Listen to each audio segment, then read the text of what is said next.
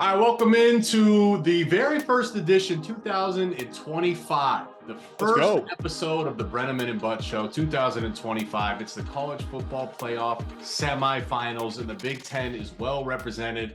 We're just going to get right into it. Adam Breneman, your alma mater, the Penn State Nittany Lions taking on the Notre Dame Fighting Irish. We'll also talk about, of course, Ohio State, Texas, another great matchup.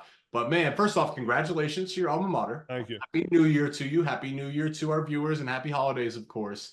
Bren, man, just take me into the world of Penn State, the emotions, how you guys are feeling, and just give me kind of a peek behind the curtains. Well, here, Jake, my first question is it officially Breneman and Butt from now on because we made it to the semifinals? Is that why? I guess we say we keep it fluid because honestly, It's the way fluid, Michigan finished the season, the way Michigan finished. Stop it! Oh, you would go there. Come on, you can't deny that. Look, great finish. Beat that Ohio State team, the one we're watching, and they beat Alabama with all their come on, man. I mean, we're not going to talk about it. This isn't about me, but they got a case. They got a case. They finished strong. It's always about you. No, I'm just kidding.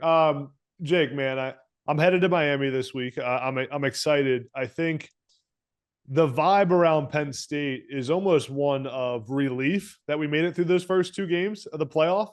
I mean, those were must-win games for Penn State and James Franklin, and I think Penn State handled it as well as they could have. You think about Penn State's defensive performance against Boise State is one of the performances of the year in college football. I mean, the fact that they were probably the only team in the country that was able to actually shut down Ashton Jeanty and made him relatively a non-factor in that game was extremely impressive. I also feel like Drew Aller is starting to play his very best football.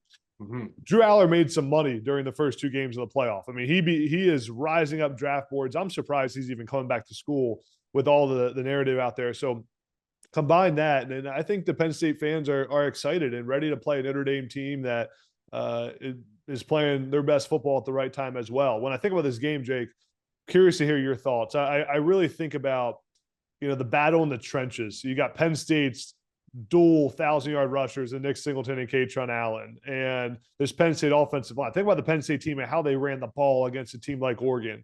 And then you got Notre Dame, who has been able to run the ball well and has Riley Leonard on the ground, who's set records in rushing touchdowns by a quarterback and has great mobility against a Penn State defense that is ultra aggressive. I really see this game being a little bit more high scoring than people may think right now. I think it's a game that we see a decent amount of points despite both teams having great defenses. But I think the quarterbacks there are going to be the X factor, and who can establish the run is who will ultimately win the game. Yeah, I mean, just to talk about Drew Aller real quick, he's been. I agree with you. I don't see him changing his mind. I don't take him as that kind of guy. But the truth of the matter is he's QB3 in this draft, period, and would be a first-round pick and a top 20 pick. And I think any box score watchers or stat watchers would miss the point because there was a number of throws that Drew put on the money to various receivers down in the red zone. They catch it when they're open. But I look at, Will Howard's putting up great numbers because Jeremiah Smith comes down with 50-50 balls. Drew Aller put those balls on the money in the Boise State game, and his receivers didn't come down with it. So, I mean, the need for those guys to make plays, we know Tyler Warren can make those plays, but the urgency increases every week. Notre Dame's got a great defense. So, yes, Drew Aller, phenomenal.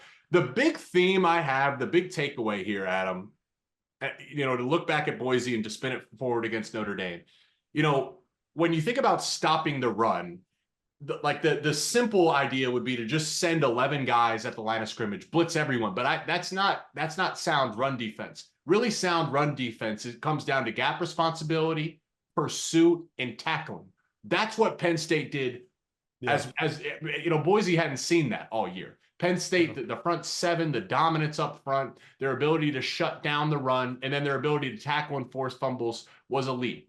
That's the positive. The concern is when Abdul Carter left the game, still a great defense. There was an actual void because of his presence. That's the truth. Yeah.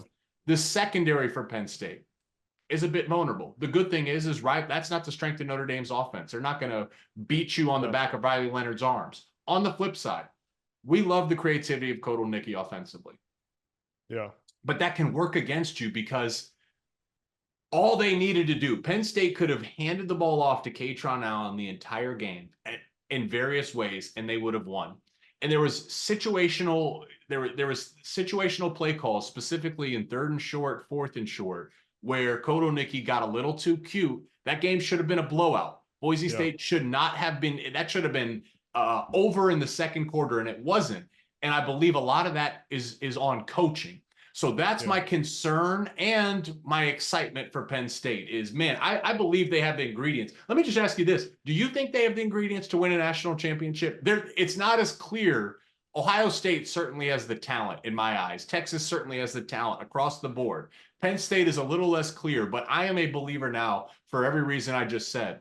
Do you feel confident that Penn State has the ingredients to win a national title? Yeah, Penn State's proven they're a national title team, and it's not just the playoff path. It's not just that they had the 2 easiest playoff games.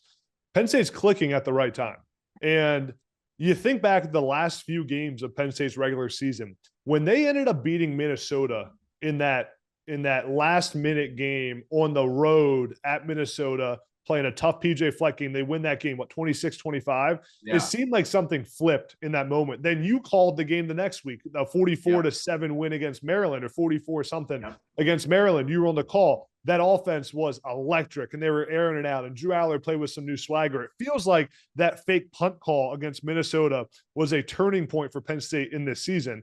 And now, since then, Penn State has played with a different swagger. Even in their loss to Oregon in the Big Ten championship game, they dominated the run game in that one. And Drew Aller played well, made some big throws.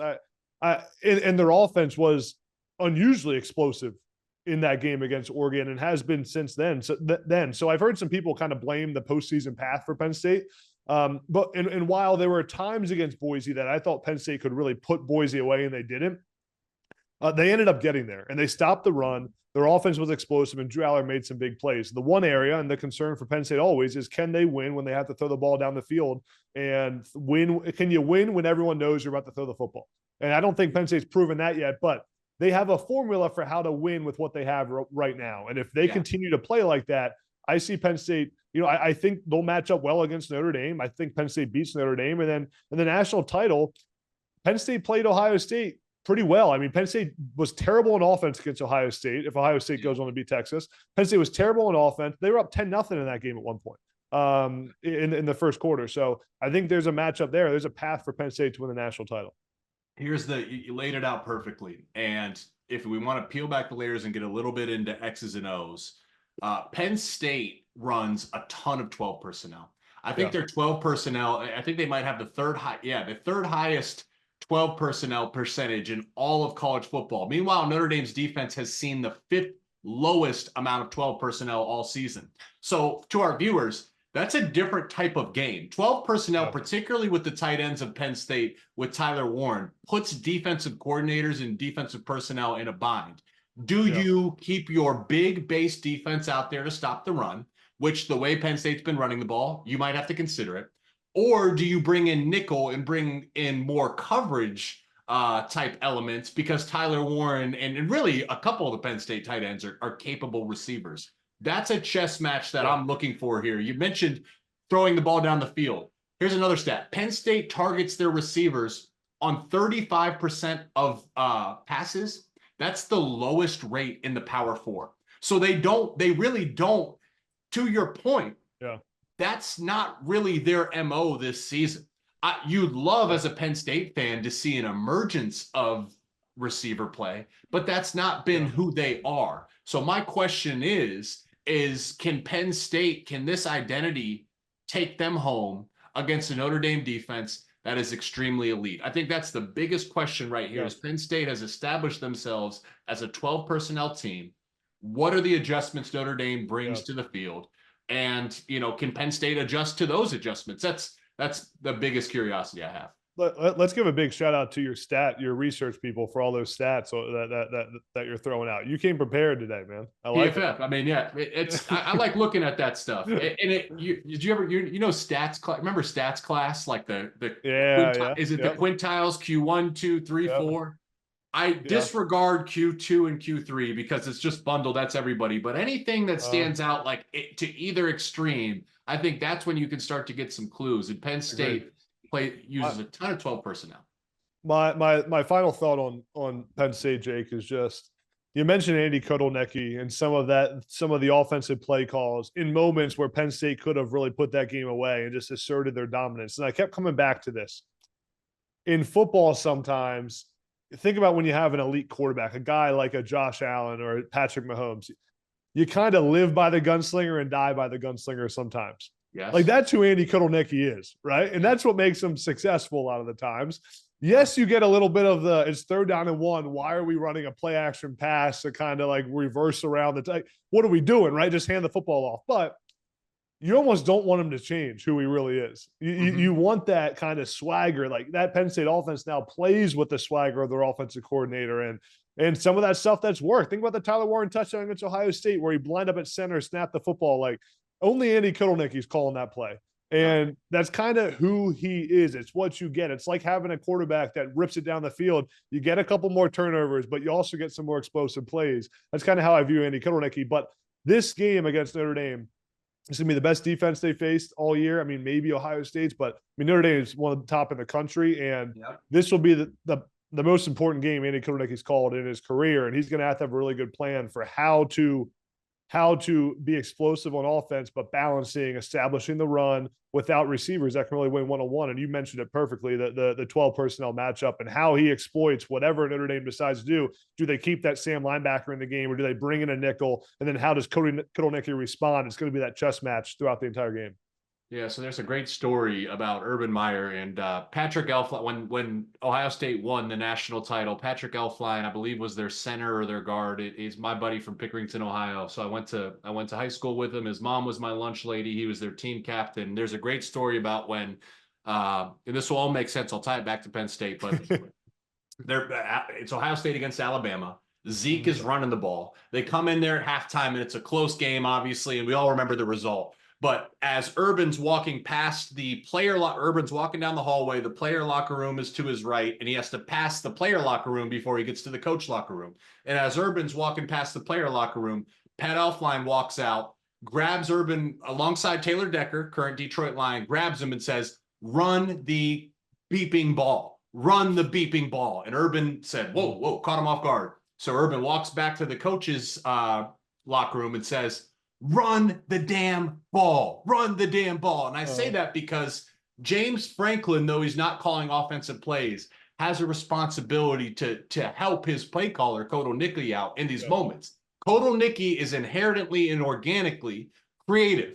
It's on James Franklin to then, as the head coach, this is why he gets paid the big bucks, to feel out the game and say, "Hey, Andy, you got to run the dang ball." And that my point is coming away from the Boise State game, I felt that there was a lot of opportunity for James, particularly in the middle piece of that game, to put the game away, to say, "Hey, Andy, run the dang ball," because Katron Allen was eating.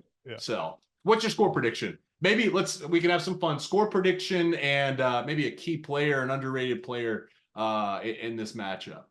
Man, I'm going to go Penn State, as you can probably guess. Penn State 31-28. As I told you, I think it'll be higher scoring than most people think.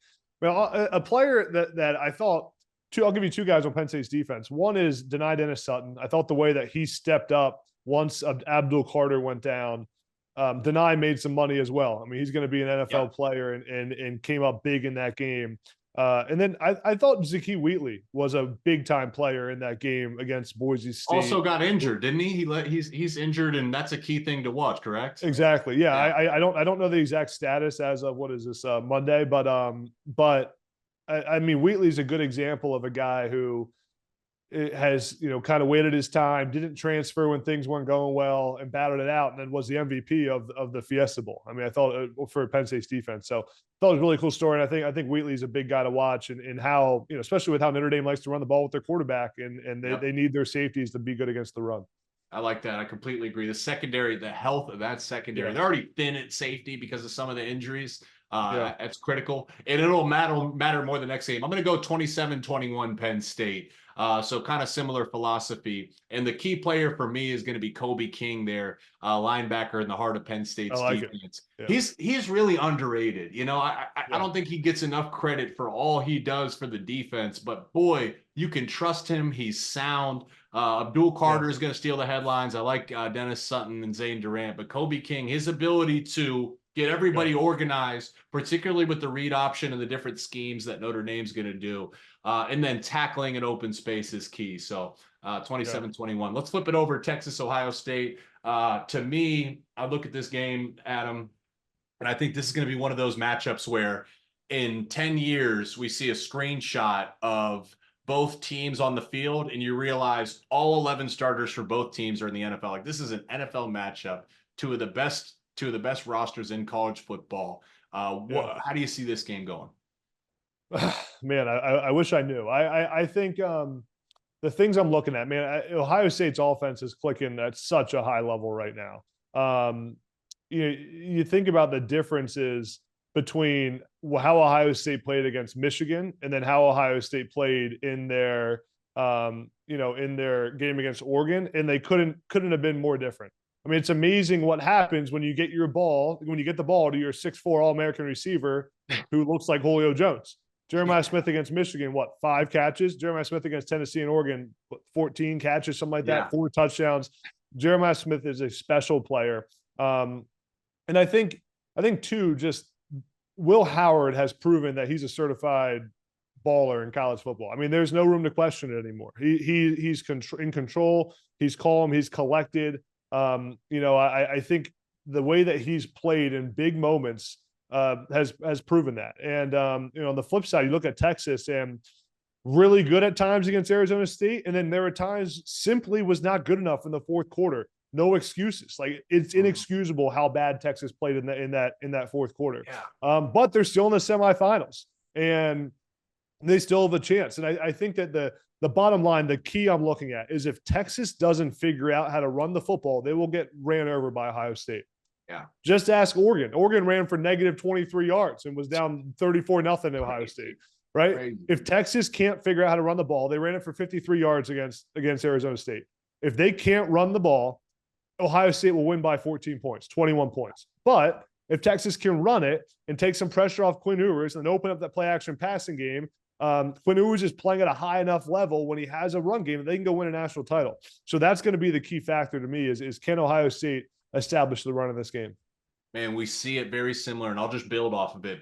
So something that's key here, Texas was able to run. They ran the heck out of the ball against Clemson.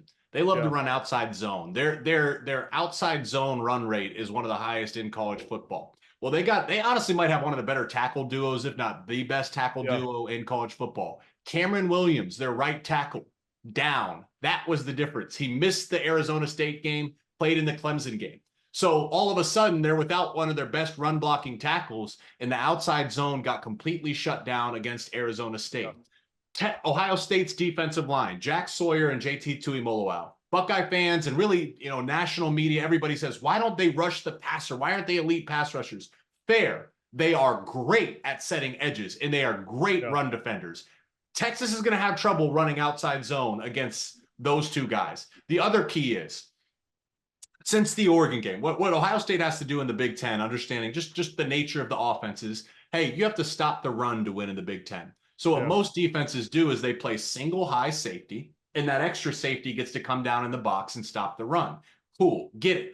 Well, in the Tennessee game and in the Oregon game, Ohio State ran their highest percentage of cover 2, split safety. Jordan Hancock is their nickel. Jordan Hancock started to play safety.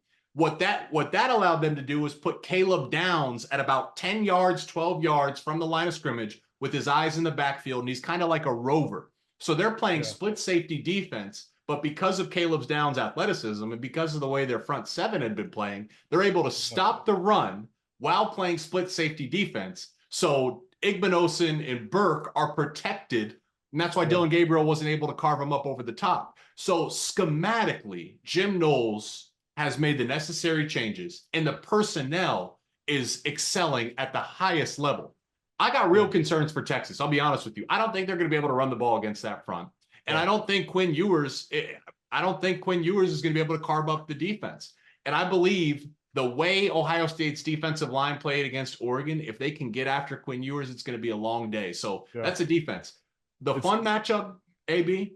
This is arguably the best secondary in college football in Texas against arguably the best receiver room in college football. So, wow. I mean, that's going to be the key. But can Texas stop the run? Because if Ohio State can run the ball, it doesn't matter what your secondary can do. So, I mean, and I think perfect breakdown by you there. I think, and then one of the reasons that I think Emeka Egbuka becomes such a big part of this game is because how good Texas secondary is. And a lot of times when you have that kind of matchup, your number 2 or 3 guy is critical because they have to play well. Got to be able to get open. Got to be able to get open one-on-one, especially if Texas is able to take away Jeremiah Smith. So I think he's a big player to watch on offense for Ohio State. And then I love the breakdown of Caleb Downs. I was going to say, Caleb Downs, I think, is a guy that I mean, Texas is familiar with him because of his time at Alabama last year. I mean, they know him. And how Caleb Downs plays when it comes to stopping the Texas run game, and then combine that with, I'll give you another, Jack Sawyer. I think he's been overshadowed by JT this year, but he shouldn't be. I mean, the way he's playing, one of the best defensive ends in the country, has caused havoc all postseason. So I think those guys are kind of the guys to watch on the Ohio State team. I'll give you my score prediction. I think this is a game with a very high level of execution. Both teams playing very good right now. I do think Texas keeps this game close. I have Ohio State winning 27-24. Okay. All right. I'm gonna build off of this a little bit. Sark as an offensive play caller against Jim Knowles. Chess match. Fun. Gonna be great. The Texas offensive line against the edges. I'll throw in Tyleik Williams as a guy that, has he been disruptive. I mean, there's some great interior D-line play in the Big Ten. He's been playing great. Donovan Jackson for Ohio State. Their All-American guard has bumped out to tackle and has played arguably the 2 best games of his career at tackle these past 2 weeks against great defensive lines. It's been impressive. Will Howard as a quarterback has been impressive. I just, listen, AB, this is a team that's on a mission. I got Ohio State winning 35-24. I got Ohio State winning comfortable. They are a team on an absolute mission right now. I think the only thing that could stop them is themselves or field goal kicking. I don't know how Ohio State can't find a kicker that's automatic. That's the only other concern I have. Should we go national championship prediction right now? As the semifinals sit here today, we obviously both have a Penn State Ohio State matchup. I got Ohio State winning. I got Ohio State winning it all. I have Ohio State as well. I think I was really torn on the Ohio State Oregon game. I mean, I ended up being wrong about that. I picked Oregon to win that, but after that, man, Ohio State. I think Ohio State wins the Natty. We're looking at it. Had Ohio State not lost to Oregon and obviously not lost to Michigan, I think we'd be talking about Ohio State. And obviously, it doesn't matter, if I had 2 wheels, I would be a bike, right? Or is that the old saying? But had that not happened, I believe we'd be talking about Ohio State as one of the all-time great teams just because of their talent, and it makes the upset Michigan had really, really impressive. So, and it's just funny how things change in college football, man. It's kind of crazy to me that with all the ups and downs for Penn State this season and the loss to Ohio State and the close game against USC, that, man, if Penn State loses that game and doesn't go to overtime with USC, remember, Penn State converted 2 fourth downs on their final drive against USC to tie the game and end up beating USC. All that, and Penn State's a game away from playing for the national championship. I mean, it's just crazy. And then Ohio State, all the calls to fire Ryan Day and all the negativity after Michigan, and Ohio State is playing like the best team in the country, by far the odds-on favorite to win the national championship right now. It's funny how it all comes full circle.